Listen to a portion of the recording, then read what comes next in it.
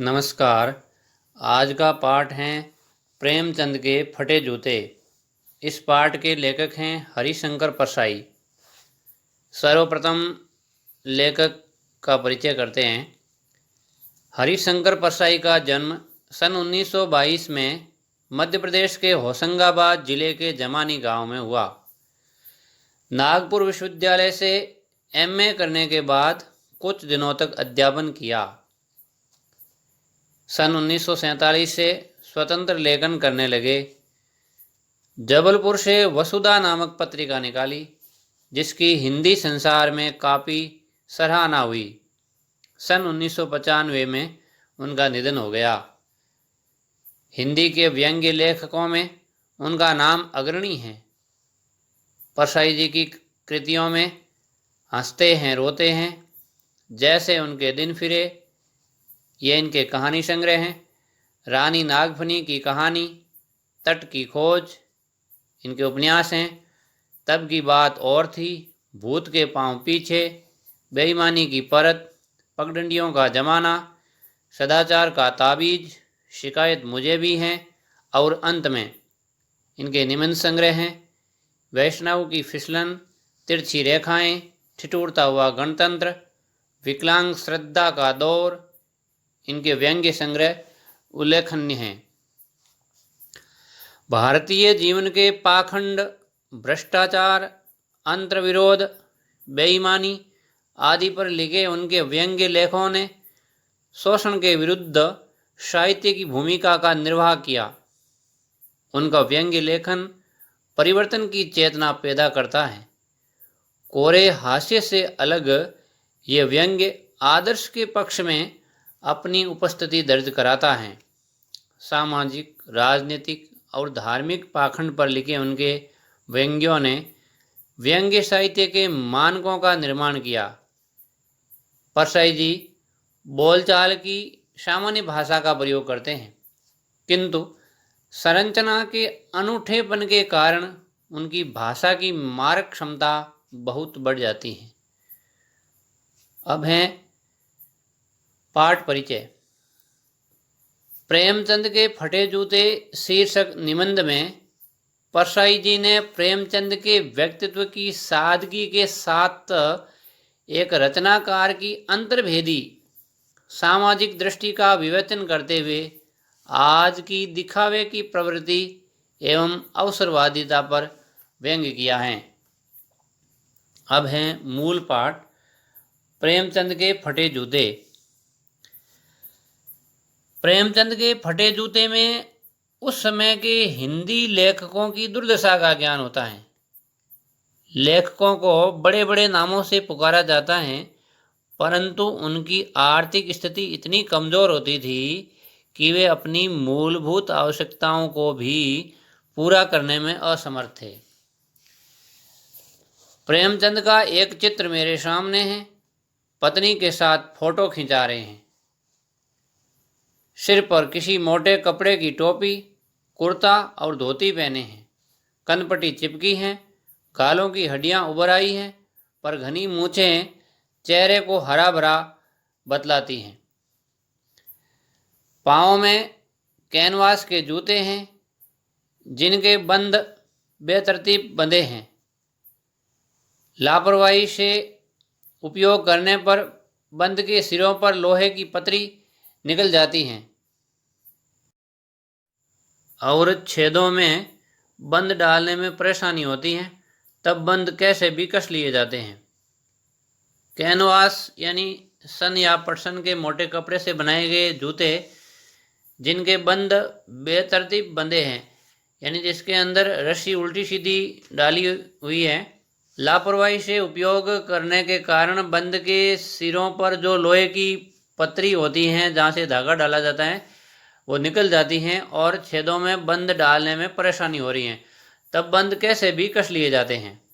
दाहिने पांव का जूता ठीक है, मगर बाएं जूते में बड़ा छेद हो गया है, जिसमें से अंगुली बाहर निकल आई है। मेरी दृष्टि इस जूते पर अटक गई है। सोचता हूँ, फोटो खिंचाने की अगर यह पोशाक है तो पहनने की कैसी होगी। लेखक व्यंग्य कर रहे हैं कि लोग जब फोटो खिंचाते हैं तो अलग ड्रेस पहनते हैं और सामान्य जब घर में रहते हैं तो अलग पहनते हैं।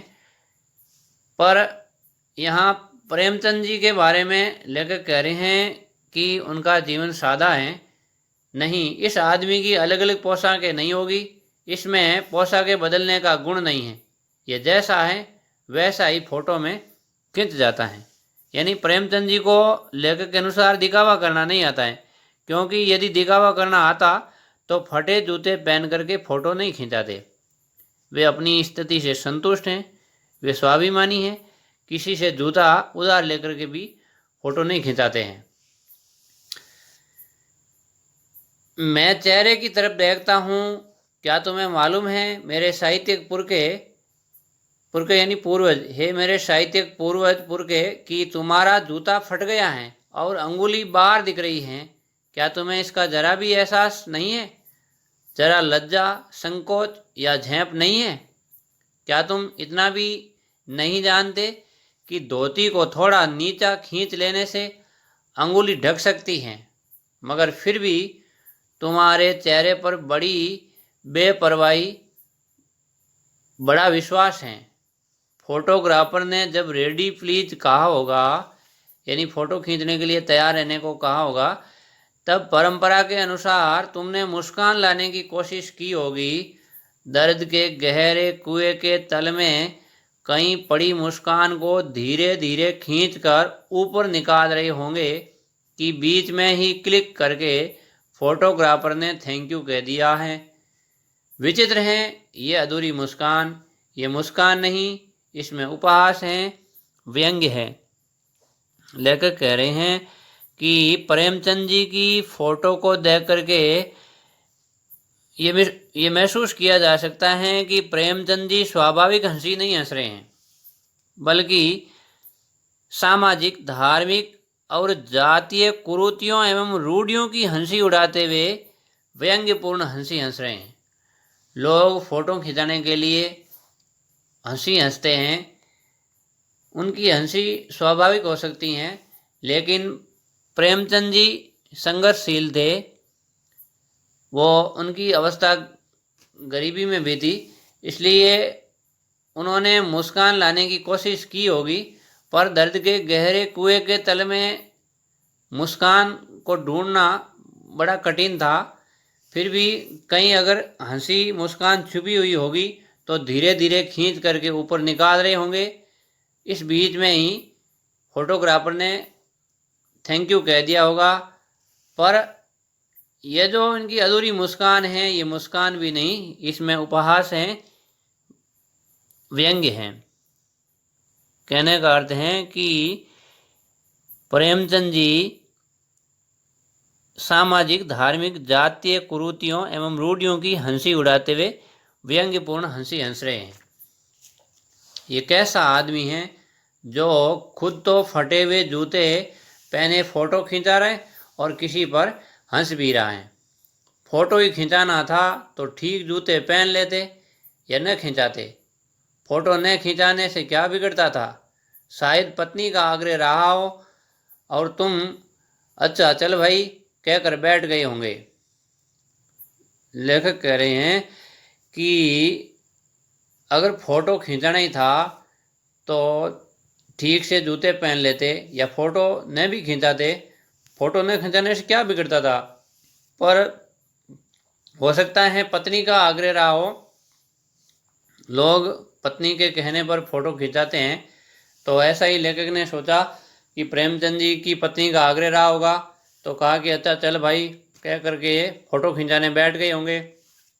मगर ये कितनी बड़ी ट्रेजेडी है, कितनी बड़ी त्रासदी है कि आदमी के पास फोटो खिंचाने को जूता न हो। मैं तुम्हारी ये फोटो देखते देखते तुम्हारे क्लेश को अपने भीतर महसूस करके जैसे रो पड़ना चाहता हूँ, मगर तुम्हारी आंखों का ये तीखा दर्द भरा व्यंग्य मुझे एकदम रोक देता है। लेखक कह रहे हैं मुझे तुम्हारी ऐसी स्थिति पर रोना आता है, पर तुम्हारी आंखों का ये तीखा दर्द भरा व्यंग्य है जो तुम लोगों पर कर रहे हो, वो मुझे एकदम रोक देता है।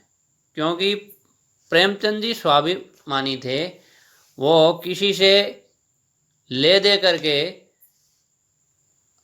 फोटो खिंचा करके अपना काम नहीं निकालना चाहते थे। तुम फोटो का महत्व नहीं समझते होते तो किसी से फोटो खिंचाने के लिए जूते मांग लेते। लोग तो मांगे के कोर्ट से वर दिखाई देते हैं और मांगे की मोटर से बारात निकालते हैं। लेकिन कह रहे हैं कि लोग तो कोर्ट मांग करके ब्याह कर लेते हैं, मांगे वही कोर्ट से बारात निकाल लेते हैं, फोटो खिंचाने के लिए जूते तक मांग लेते हैं, और यहाँ तक कि फ़ोटो खिंचाने के लिए बीवी तक मांग ली जाती हैं, पत्नी तक मांग ली जाती हैं। तुमसे जूते ही मांगते नहीं बने, तुम फोटो का महत्व नहीं समझते।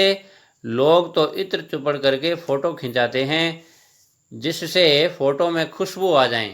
गंदे से गंदे आदमी की फ़ोटो भी खुशबू देती हैं। लोग तो शरीर पर इत्र लगा करके फ़ोटो खिंचवाते हैं जिससे उनको ऐसा लगता है कि इत्र लगाने से फोटो में खुशबू आ जाएगी। तुमने ये कुछ नहीं किया। टोपी 8 आने में मिल जाती हैं और जूते उस जमाने में भी 5 रुपए से कम में क्या मिलते होंगे। जूता हमेशा टोपी से कीमती रहा है। अब तो जूते की कीमत और बढ़ गई है और एक जूते पर 2500 टोपियां न्योछावर होती हैं। तुम भी जूते और टोपी के आनुपातिक मूल्य के मारे गए हो। यहाँ पर जूते का आशय समृद्धि से है तथा टोपी मान मर्यादा इज्जत की प्रतीक है। वैसे तो इज्जत का महत्व संपत्ति से अधिक है, परंतु आज की परिस्थिति में इज्जत को समाज के समृद्ध एवं प्रतिष्ठित लोगों के सामने झुकना पड़ता है। इसलिए लेखक कह रहे हैं कि जूता हमेशा टोपी से कीमती रहा है। अब तो जूते की कीमत और बढ़ गई है और एक जूते पर 2500 टोपियां न्योछावर होती हैं। ये विडंबना मुझे इतनी तीव्रता से पहले कभी नहीं चुभी जितनी आज चुभ रही है जब मैं तुम्हारा फटा जूता देख रहा हूँ। तुम महान कथाकार, उपन्यास सम्राट, युग प्रवर्तक, जाने क्या क्या कहलाते थे, मगर फोटो में भी तुम्हारा जूता फटा हुआ है। अब इतने सारे विशेषण थे प्रेमचंद जी के लिए, महान कथाकार, उपन्यास सम्राट, युग प्रवर्तक, जाने क्या क्या कहलाते थे, मगर फोटो में भी तुम्हारा जूता फटा हुआ है। मेरा जूता भी कोई अच्छा नहीं है, यूँ ऊपर से अच्छा दिखता है, अंगुली बाहर नहीं निकलती, पर अंगूठे के नीचे तला फट गया है, अंगूठा जमीन से घिसता है और पैनी मिट्टी पर कभी रगड़ खा करके लहूलुहान भी हो जाता है, यानी खून से लथपथ भी हो जाता है। पूरा तला गिर जाएगा, पूरा पंजा छिल जाएगा, मगर अंगुली बाहर नहीं दिखेगी। तुम्हारी अंगुली दिखती है। लेकिन कह रहे मैंने भी जूता पहन रखा है, मेरे जूते का तला घिस गया है, पूरा तला गिर जाएगा, पूरा पंजा छिल जाएगा, मगर अंगुली बाहर नहीं दिखेगी। तुम्हारी अंगुली दिखती है पर पांव सुरक्षित हैं, मेरी अंगुली ढकी है पर पंजा नीचे घिस रहा है। तुम पर्दे का मैं तो नहीं जानते, हम पर्दे पर कुर्बान हो रहे हैं।